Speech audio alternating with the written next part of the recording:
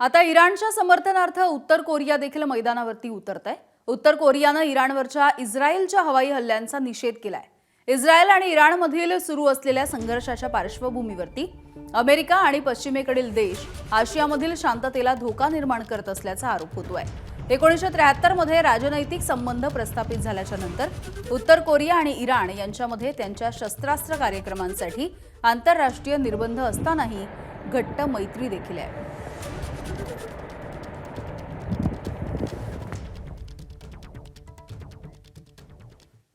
संयुक्त राष्ट्रांच्या बैठकीमध्ये इराण आणि अमेरिका इस्रायलच्या प्रतिनिधींचा जोरदार वाद झालेला दिसलाय। तर संयुक्त राष्ट्रांचे महासचिव अँटोनियो गुटेरेस यांच्याकडून हल्ल्याचा तीव्र निषेध झालाय। UN चार्टरसह आंतरराष्ट्रीय कायद्याचे उल्लंघन झाल्याचे खडे बोल देखील गुटेरेस यांनी बैठकीत सुनावले। इराणने केलेल्या पलटवारावरती देखील गुटेरेस यांनी तीव्र शब्दांमध्ये नाराजी व्यक्त केली आहे। इराणवरचे हल्ले हे तातडीने रोखा, चर्चेच्या माध्यमातून तोडगा काढा असंही त्यांनी खडसावलंय। तर इराणवरच्या कारवाईचं अमेरिका इस्रायलच्या प्रतिनिधींकडून बैठकीमध्ये समर्थन करण्यात आलंय। इराणकडे अण्वस्त्र असल्याची शक्यता असल्यामुळे हल्ले केल्याचा दावा अमेरिकेने केलाय। तसंच इस्रायलच्या अस्तित्वाला इराणकडून धोका असल्यामुळे कारवाई केली असं स्पष्टीकरण इस्रायलकडून देण्यात आलं।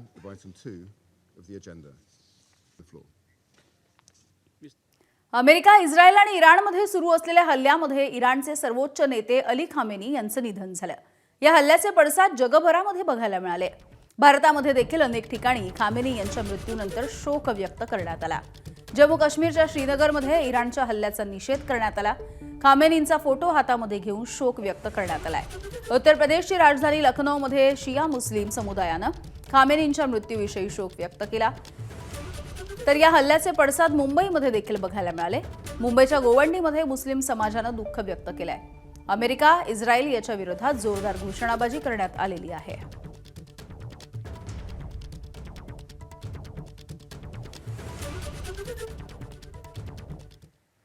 इराणमधल्या हल्ल्याचा इराणमध्ये ज्या पद्धतीने कालपासून हल्ले होत आहेत या सगळ्याचा निषेध म्हणून पाकिस्तानच्या कराचीमधील अमेरिकन वाणिज्य दूतावासावरती देखील आज हल्ला झालाय, ज्यामध्ये तब्बल 14 जणांचा मृत्यू झालाय। पाकिस्तानी शिया समुदायाच्या सदस्यांनी हा हल्ला केलाय। नियंत्रण मिळवण्यासाठी पाकिस्तानी पोलिसांना गोळीबार देखील करावा लागलाय।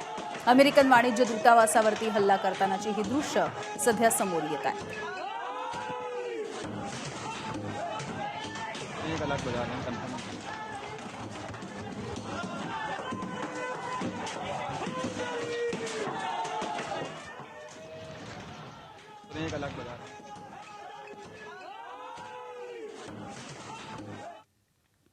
इराणमध्ये झालेल्या हल्ल्याच्या निषेधार्थ पाकव्याप्त काश्मीरच्या स्कर्दूमध्ये हिंसक अशी आंदोलनं देखील झाली आहेत। स्कर्दूमध्ये संयुक्त राष्ट्राचं कार्यालय, आर्मी पब्लिक स्कूल आणि SP ऑफिसची मोठ्या प्रमाणावरती जाळपोळ करण्यात आली। या जाळपोळीच्या नंतर स्कर्दूमध्ये कर्फ्यू जाहीर करण्यात आलाय। सध्या संचारबंदी देखील या परिसरामध्ये लागू करण्यात आलेली आहे।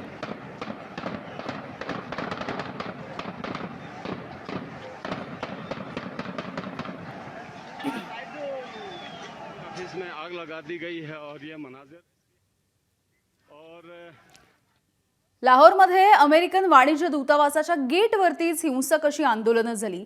यावेळेला आंदोलकांनी अमेरिकन वाणिज्य दूतावासामध्ये प्रवेश करण्याचा प्रयत्न केला। लाहोरमधल्या शहरा ए अब्दुल हमीद बिन बादिस या भागामध्ये अमेरिकेचं वाणिज्य दूतावास आहे आणि या दूतावासाच्या बाहेर काळे झेंडे घेऊन आंदोलकांनी अमेरिकेच्या विरोधात जोरदार घोषणाबाजी केली आहे।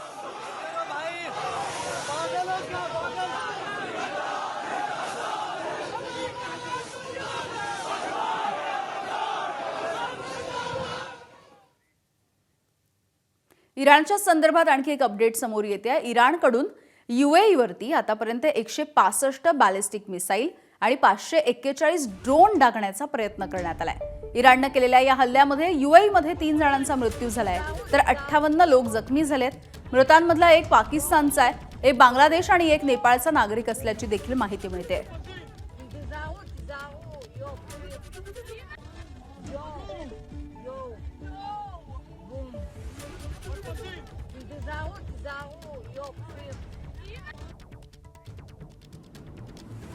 तर अमेरिका, इस्रायल आणि इराणमध्ये हे युद्ध कालपासून भडकलेलं आहे आणि एकूण कालपासूनची परिस्थिती बघितली तर या युद्धात आतापर्यंत 216 लोकांचा मृत्यू झालाय।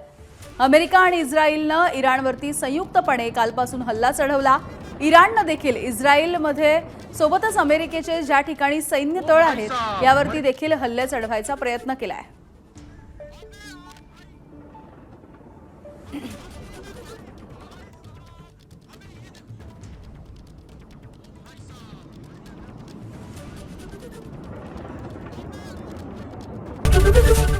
एबीपी माझा, उघडा डोळे बघा नीट.